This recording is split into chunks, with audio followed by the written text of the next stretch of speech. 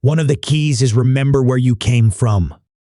Keep that shit in the front of your mind, and when shit goes bad, and it goes sideways, a lot of shit does. You're getting booed out the fucking building or coming through this injury, or people.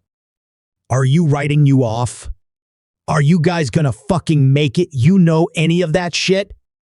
You got it. You gotta keep it in here. The end, it really has to. It should drive you, this idea and this notion that you could be anything you want, you can accomplish anything you want, right? We hear that you've heard that from the time we were little boys. You hear that now. You're already incredibly accomplished. You can win an NBA championship MVP of the league. You could become president.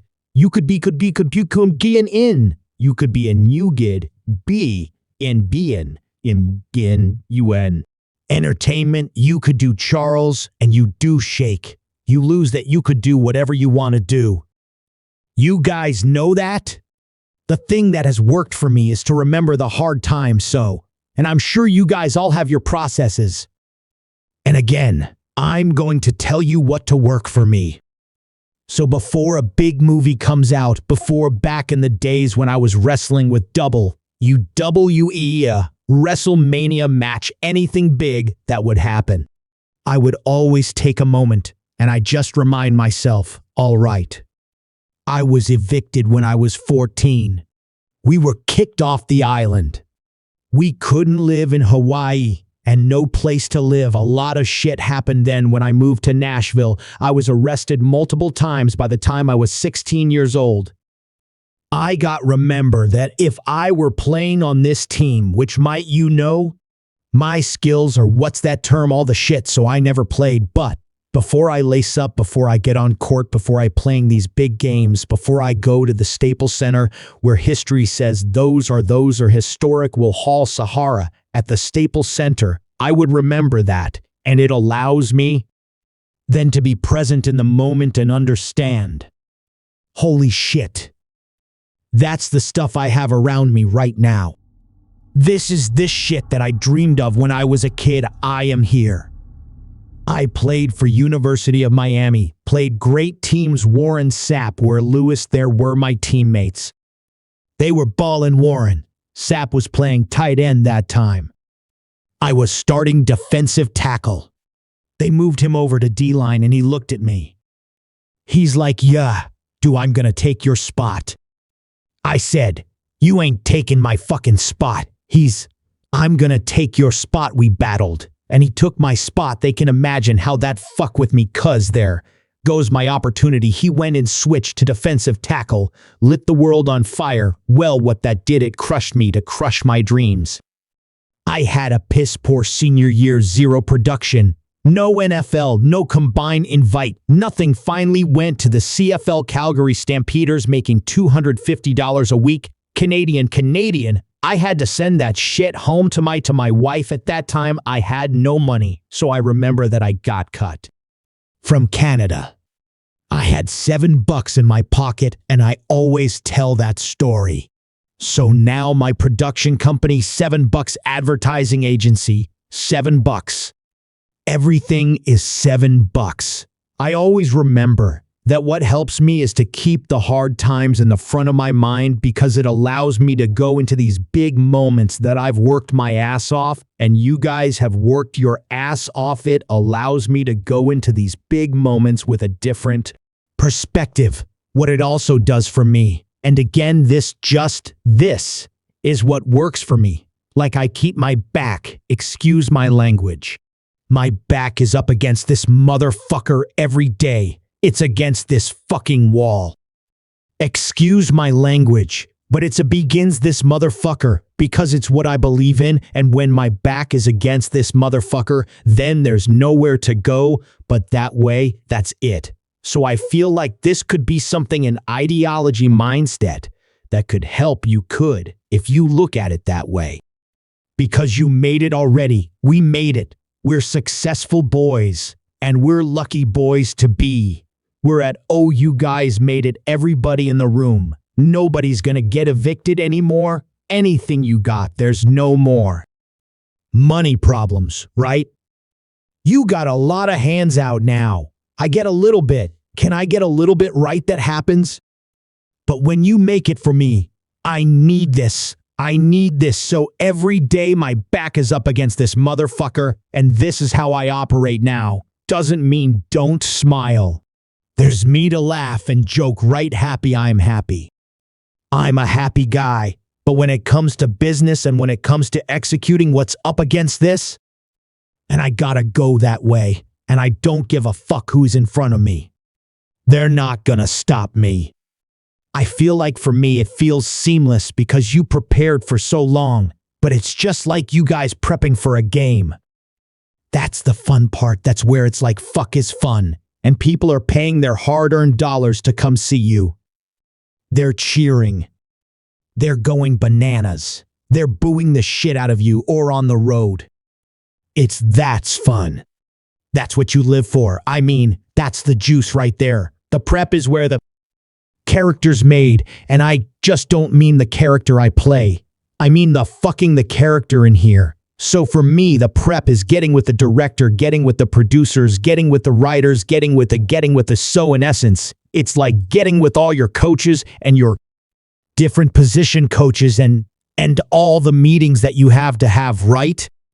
So that's the work you put in. The key for me was, where does it start? What's the anchor? What's the anchor? So I could have all these ambitions, and you guys have all these ambitions, which is great. It's important. I'll play this role. You'll play that role. I'll execute this thing, and it'll come out this summer. You guys will execute this thing during the summer, right? What it's time to really put in a lot more work. But the key with me is just always finding what the anchor is, and the fucking anchor is getting up at 4 o'clock in the morning every day. Before anybody else, and grounding. My thought process is in the no one will outwork me. No one I love, and I respect you guys motherfuckers. One that worked me. I'll start with this. 2 hands putting it'll work. The anchor for me has always been the work in terms of the weight room training. So when I first started wrestling, I was 6 years old, rolling on the mats with my dad, my old man. A lot of you guys will know this. Yeah, Rocky Johnson. My old man was Rocky Johnson, was the first black double, UWF tag, UWF at that time. First black double, UWD tag team champions were Tony Atlas back in 1983. My uncles were Wild Simones. I come from a long line of pro wrestlers, but before the wrestling part happened, I was just in the gym, putting in the work at 6 years old, rolling around on the mats, and finally when I could touch weights at 13. That's what I was doing, but the weight part for me and the gym part has always been, has to be the anchor. Look, at the end of the day, like again, it's the kind of stuff that I talked about is I have to hold on to my dad in his pickup truck, came down 4 o'clock in the morning, pick me up at in Miami from Tampa. We lived in a little shitty apartment in Tampa. He drove down in his little pickup truck to Miami to get me when I was cut from the CFL. I was driving up I-75. I don't know if you guys are from Florida, any of you guys. If you know, it's I-75 is like especially down in Florida. Alligator Alley. I'll never forget, it's 4 o'clock in the morning, and I thought, well, fuck that. I leave home like you guys left home.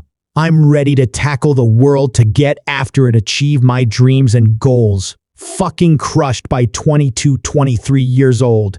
I got to move back in with my mom and dad. I played on great teams. Oh, wait a second. This is not supposed to be my future. I'm supposed to be in the NFL right now. I'm supposed to be making a lot of coin and behind my parents' shit, buying me shit, taking care of my wife. But it never happened. So I pulled in my wallet. I thought, well, let me see how much money I have. I opened it up.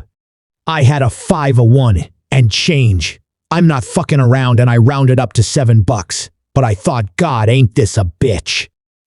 I got $7 in my pocket. Where the fuck do I go now? What did I do?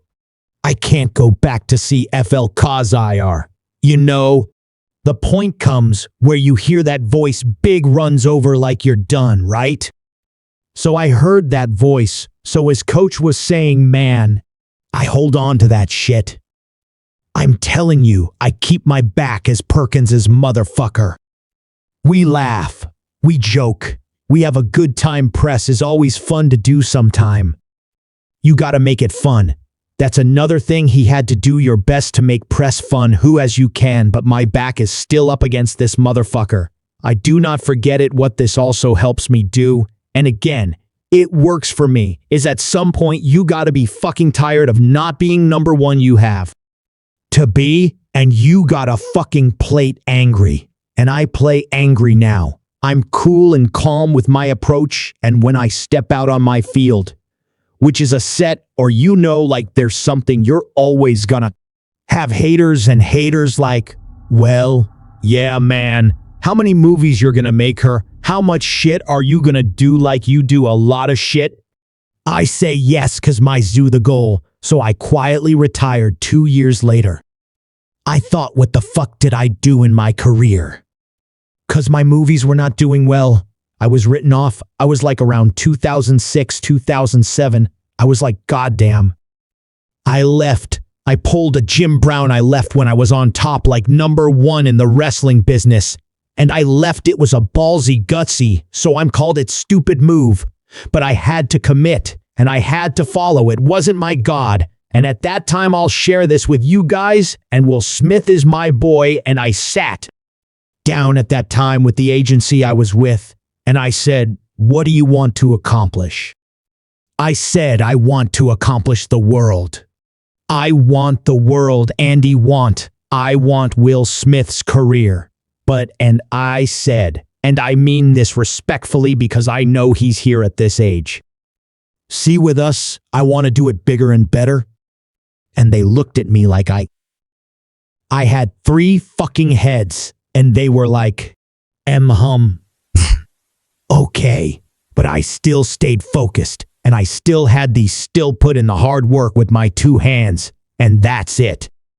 And that's what it comes down to with you guys. One of the keys is remember where you came from. Keep that shit in the front of your mind, and when shit goes bad, it goes sideways. A lot of shit does. You're getting booed out the fucking building or coming through this injury, or people. Are you writing you off? Are you guys gonna fucking make it? You know any of that shit? You got it. You gotta keep it in here, and it really has to. It should drive you.